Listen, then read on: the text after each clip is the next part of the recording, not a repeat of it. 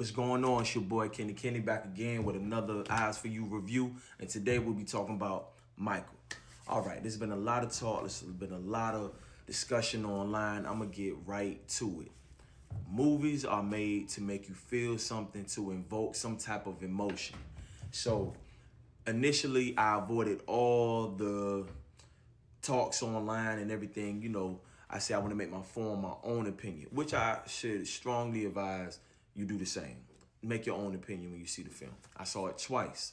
The movie Michael stars Jafar Jackson, which is Michael Jackson's nephew, Jermaine Jackson's son, as a star role. And also there's a young man by the name of Giuliano Valdi. Yeah, Giuliano Valdi, who plays the young Mike. But the young man, Giuliano, I'm gonna make sure I say his name correct. Giuliano Valdi did a great job, did a superb job as young Mike. He really captured a lot of his innocence, the childhood, the childlike wonder of Mike. You have Nia Long, the great Nia Long, playing as starring as Catherine Jackson. Miles Teller, who plays John Bronco, who is ends up being Michael's lawyer, manager. Also, how can I go without saying Coleman Domingo? Coleman Domingo is Joe Jackson steals every scene he's in. If you end up hating him by the end of this film, he did his job. The beautiful Laura Hurrier, who plays as Suzanne DePasse, who is Berry Gordy's, talent agent for Motown. Also, Lorenz Tate, who stars as Berry Gordy. Who else? Keelan Darrell, who's actually underrated. I think he really shows a lot of heart in this movie, who plays as Bill Bray, who is actually Michael's head of security / driver, bodyguard, etc.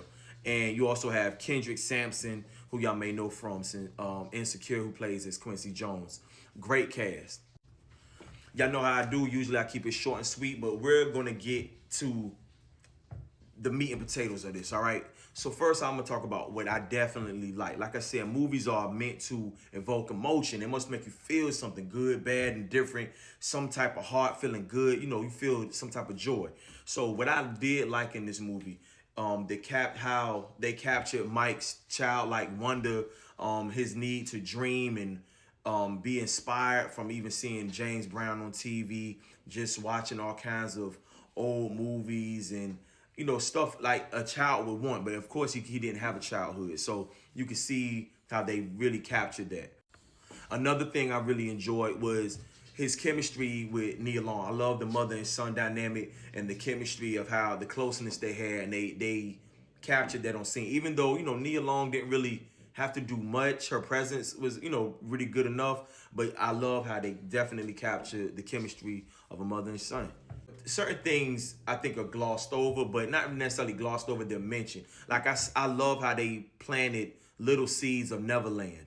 Like even from him reading the Peter Pan books and even how he had Joe Jackson circled in as Captain Hook. I thought that was a funny nod.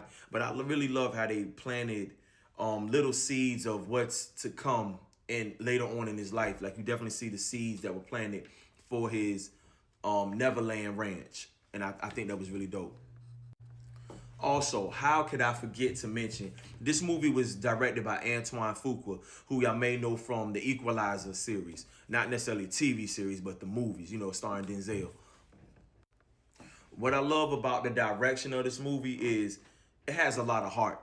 And there's this main story of Mike versus Joe Jackson, him trying to break away and be his own man. He's not a child in a boy band or whatever no more. He wants to, break out, evolve.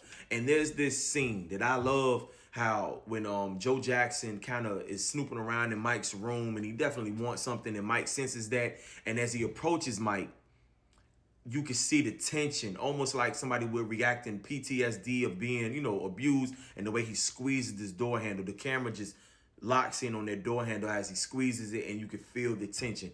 I really enjoyed that. I thought that was really dope. Okay, so let's get into, I know this is a little lengthy, but we're going to get into it. I feel like there was a lot of propaganda put out there to try to discourage this film and turn people away, and people saying, it was bad. A lot of what I heard because like I said, I saw it twice, and what I like to hear is like the banter of, I want to hear what the people are saying as the crowd comes out of the theater. And I definitely heard a lot of people saying, I don't know what people were talking about. They said, it was good to me. I don't know what. I kept hearing that people were talking like it was bad. And I also heard these two young men, they had to be like maybe 11, maybe 8 or 11.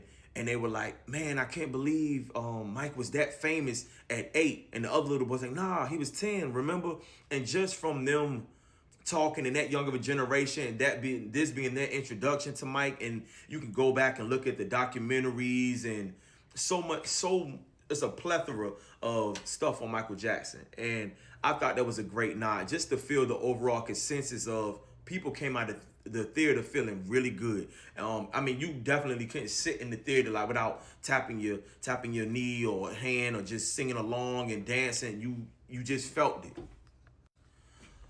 What I would say to people, I don't think they don't like the movie. I think people just wanted more. The way it ends is more so on the note, if y'all haven't heard by now, it's more so like it covers Mike from his young age, growing up in Gary, Indiana, which, I definitely understand it because that's where my parents are from. So I definitely heard a lot about Mike and him being sheltered and not having a childhood, etc.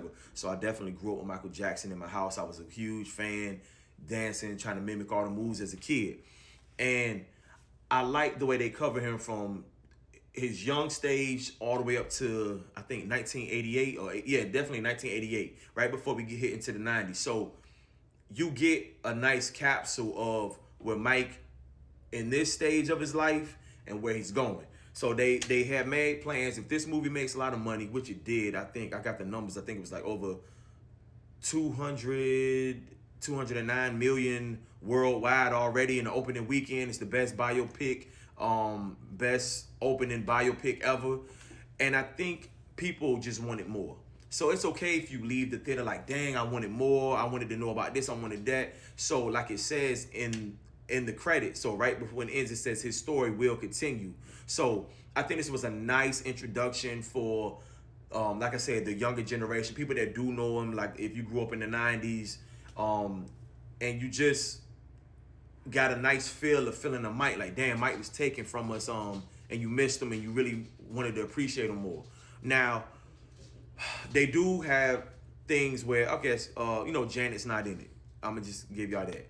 But she asked not to be in it. She didn't want them to use her likeness for whatever. But I think that doesn't take away from the film. This movie is good. Out of scale, I'm going to get straight to a scale, 1 to 10 for me.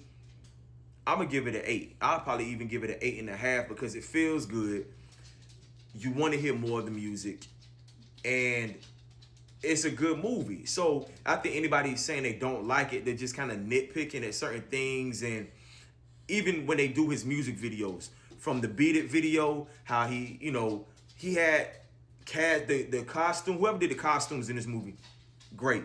They're going to win. I hope they win something because the costumes in this movie, great. Even from the backup dancers from the video, they casted guys that looked just like the actual guys in the Beat It video. And I love that. I felt like I was transformed back to my childhood again, watching that video over and over again. So for those who haven't seen it yet, go see it. Don't listen to nobody. And I guarantee you come out that movie feeling good and wanting more, but not in the sense of, dang, it left me hanging. It's like, yo, I can't wait till the next part comes out. So those are my thoughts on Michael. Please like, share, subscribe, and listen. And let's keep the discussion going in the comment section. I want to hear what y'all think, what y'all like, what y'all want to see coming in the sequel, what y'all wish they would have put in this movie, which I think about Bubbles, the giraffes, everything. How'd y'all like Joe Jackson?